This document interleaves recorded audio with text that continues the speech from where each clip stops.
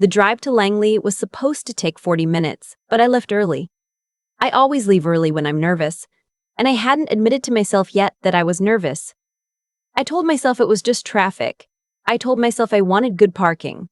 I told myself a lot of things on that drive, watching the Virginia trees blur past in the gray November morning, until I finally stopped lying and just let myself feel it. The cold, familiar dread of going home. Not home like the place I slept.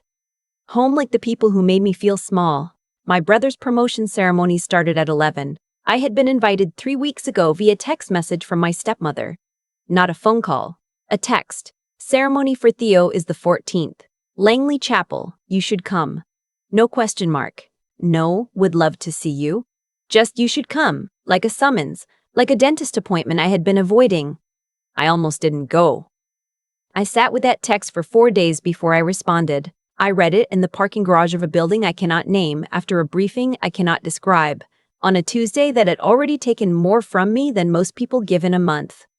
I read it and I felt nothing for a moment. And then I felt everything. And then I felt nothing again.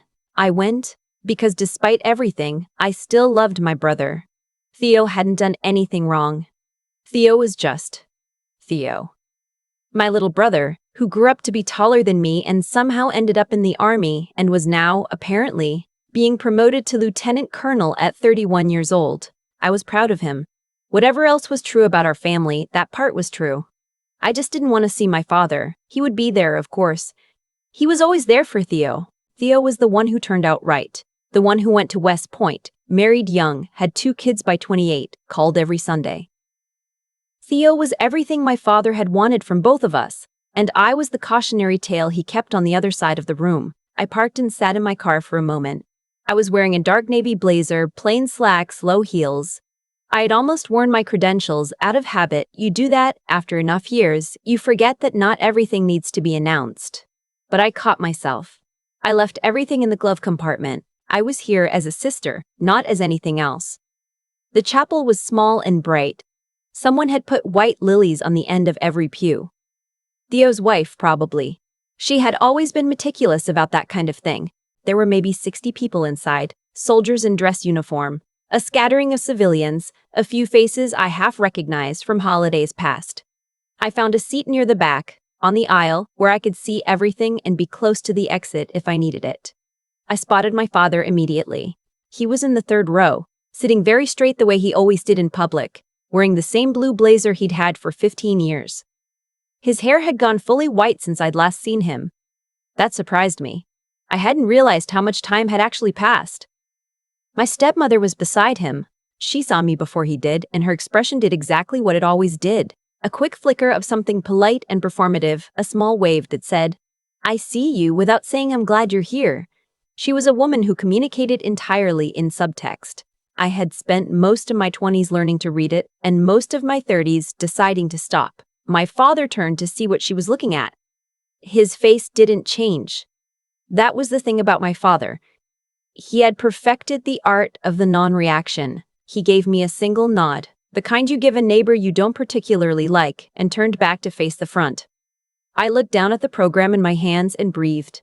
The ceremony was beautiful, actually. Theo walked in with his unit and he looked genuinely happy, which was the best thing I had seen in a long time.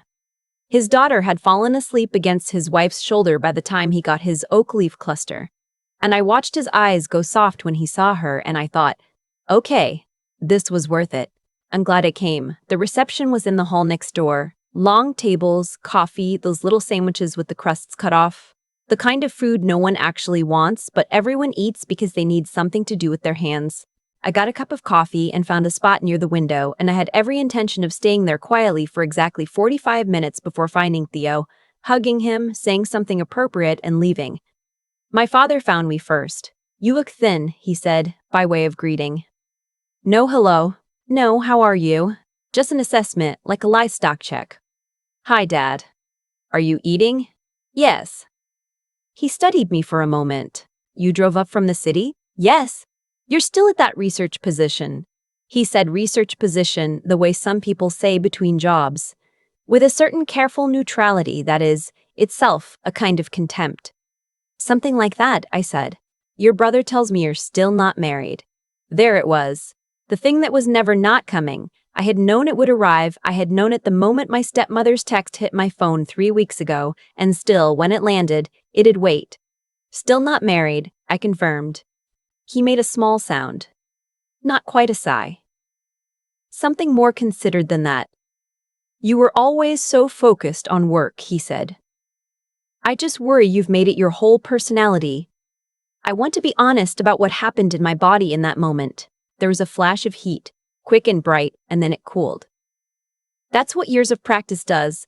It doesn't make you not feel things, it just makes you faster at getting to the other side of them. I looked at my father, this man who had given me my brown eyes and my stubbornness and apparently nothing else of use, and I thought, he has no idea.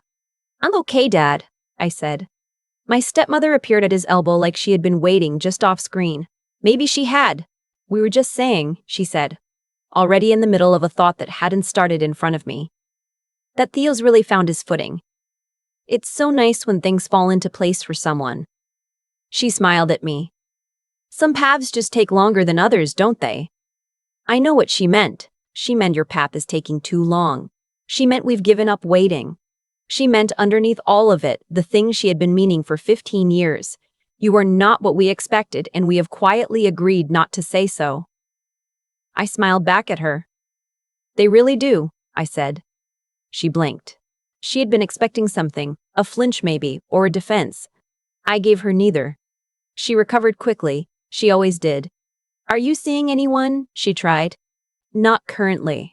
It's just hard, she said, tilting her head with practiced sympathy, when someone puts everything into a career and then it doesn't quite pan out. My career didn't quite pan out. I held the coffee cup with both hands and said nothing. There was a man across the room watching this exchange. I had noticed him when I came in, not because of anything he did, but because I am trained to notice things, and he stood differently than the other officers. There was a way certain people occupy a room, a stillness that isn't passivity, and he had that. He was in his late 50s, I guessed, silver-haired, wearing a suit instead of a uniform, though everything about him said military. He was talking to Theo's commanding officer, and I had clocked him as someone senior, present in a civilian capacity, and filed it away the way I file most things. He was looking at me now. I glanced away. My stepmother had moved on to telling me about Theo's new house in Virginia Beach. How many square feet, what the schools were like. Whether I knew that property values had really recovered out there, had I thought about property? Was I still renting? My father had drifted back toward the food table, apparently finished with his examination of my life choices. I was thinking about leaving. I was calculating the minimum time before the exit wouldn't look like a retreat when Theo appeared. He was still in his dress uniform, and he looked so genuinely glad to see me that something in my chest loosened a little. He hugged me the way he had hugged me when we were kids, full and real. You came, he said. Of course I came. I didn't know if you'd... He stopped. He didn't finish it. He didn't need to. We both knew what he meant. I didn't know if what they've done would keep you away. I'm really glad you're here, he said instead. Me too, I said. And I meant it. He pulled back and looked at me properly. You okay?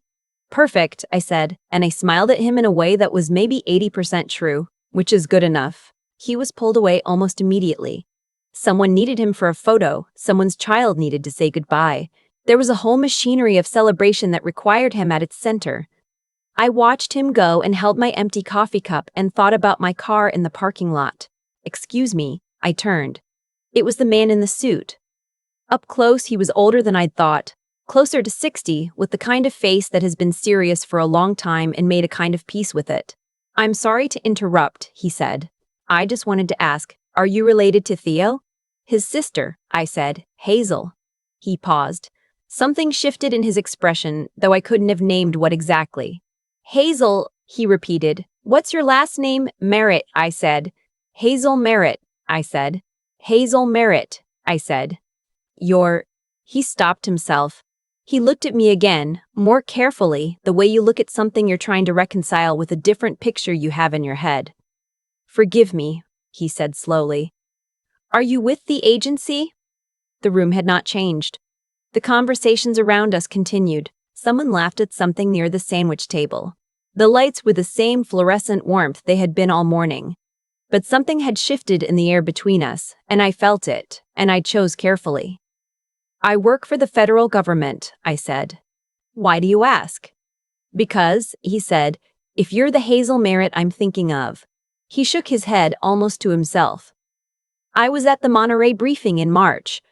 I heard your name in connection with the extraction operation in the Maghreb sector. I didn't put a face to it until just now, but he paused again. You're the deputy director. He didn't say it like a question. He said it the way you say something when the pieces have just assembled themselves and you're still absorbing the shape of the picture. Across the room, my stepmother had gone still. She had been in conversation with one of Theo's colleagues, some pleasantry about the weather or the drive up, and she had gone completely still. I could see her from the corner of my eye. My father had turned from the food table. The radius of our conversation had done what it does. It had drawn attention. I'm sorry, I said to the man, I don't think we've been introduced. Retired Major General Lawrence Holt, he said. He extended his hand. I served with the Joint Chiefs until last year. Now I'm at Brookings. He shook my hand with the gravity of someone who has met very few people he considers genuinely important and has adjusted his behavior accordingly. Deputy Director Merritt, it's an honor. I followed the Maghreb analysis for 2 years. The containment framework your office produced, it changed how we think about that whole sector. I shook his hand. It's nice to meet you, General, I said. The room had gotten quieter. Not completely. There was still ambient noise, still the low hum of 60 people in a hall, but the particular quiet of people not looking directly at something, while looking directly at something, while looking directly at something. My stepmother took a small step toward us. She had a look on her face I had never seen before, and I had seen most of her looks. Lawrence, she said, in the voice she reserved for people she wanted to impress. Do you know our She hesitated. R. She hesitated on R. Do you know Hazel, Theo's sister? We've just met, he said pleasantly, though I know her work rather well.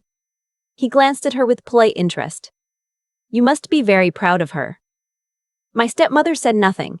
She opened her mouth and the nothing stretched out, and I watched her face do something complicated that had no name I could give it, except that I'd waited a long time to see it. Yes, she finally said.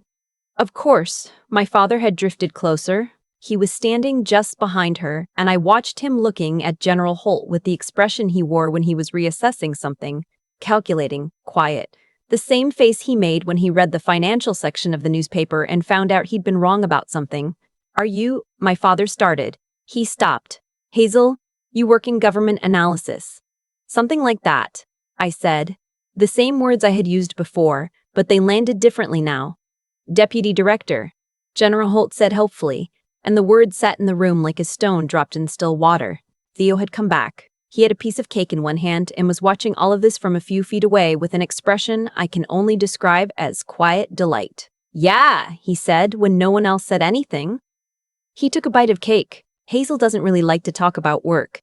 There was a beat of silence. I had no idea, my father said.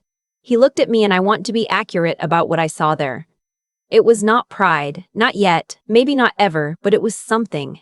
A recalibration. The particular expression of a man who has held a fixed belief for a long time and has just watched a wall fall down. You never asked, I said. I said it quietly. I said it without heat, without the edge that would have been so easy to put there. I just said it plainly, the way you state a fact that everyone in the room already knows and has been pretending not to. My stepmother looked at the floor. General Holt, to his enormous credit, read the room and made a graceful pivot to ask Theo something about his next assignment. And the moment released and people moved and the normal surface of things reassembled itself. But underneath it, nothing was the same. I stayed another hour. I talked to Theo's wife about our daughter's preschool, and I ate a sandwich, and I watched my father from across the room twice while he watched me back. And I thought about everything I had wanted to say to him over the last 15 years and how almost none of it mattered now. Not because I had won something. I don't think of it that way still. Just because something had become visible that had always been true. I had carried this secret not out of shame, but out of necessity, out of the particular discipline that the work requires. And my family had looked at the empty space where my accomplishments should have been visible and decided it meant the accomplishments weren't there. They had looked at my silence and heard failure. That was their mistake. Not mine. Before I left, I found Theo alone for a moment by the coat tracks. Hey, he said. Hey, how are you doing? For real. I thought about it honestly. I'm okay, I said. For real? He nodded. He had always been able to tell the difference. Dad's gonna want to call you, he said. I know. You going to answer? I pulled on my coat. Outside, through the chapel windows, the November sky had gone that particular pale gray that means it might snow later, or it might not, and either way you're going to be cold for a while. Maybe, I said, when I'm ready. Theo nodded again. He hugged me once more, quickly, and then someone called his name and he was gone back into the celebration. I walked out alone to the chapel doors into the cold air, and I didn't look back at the building. I had parked under a bare oak tree, and there were leaves across my windshield, orange and brown, and I brushed them off slowly, one by one, before I got in. I sat there for a minute. I thought about General Holt's face when he said it's an honor. I thought about my stepmother opening her mouth and finding nothing there. I thought about my father saying, "You never asked," and the particular silence that followed it. I had spent a decade and a half building something in the dark, something real and consequential and invisible. And for all of that time I had carried my family's low opinion of me like weather. Something I couldn't control. Something I had learned to dress for. The drive home was 40 minutes. I didn't leave early this time. I just drove at a normal pace in the thin November light, and somewhere around mile 15 I realized I wasn't thinking about them anymore. I was thinking about the briefing I had in the morning. I was thinking about a problem I hadn't solved yet, and the particular pleasure of knowing I would solve it. The work was mine. It had always been mine. That was enough.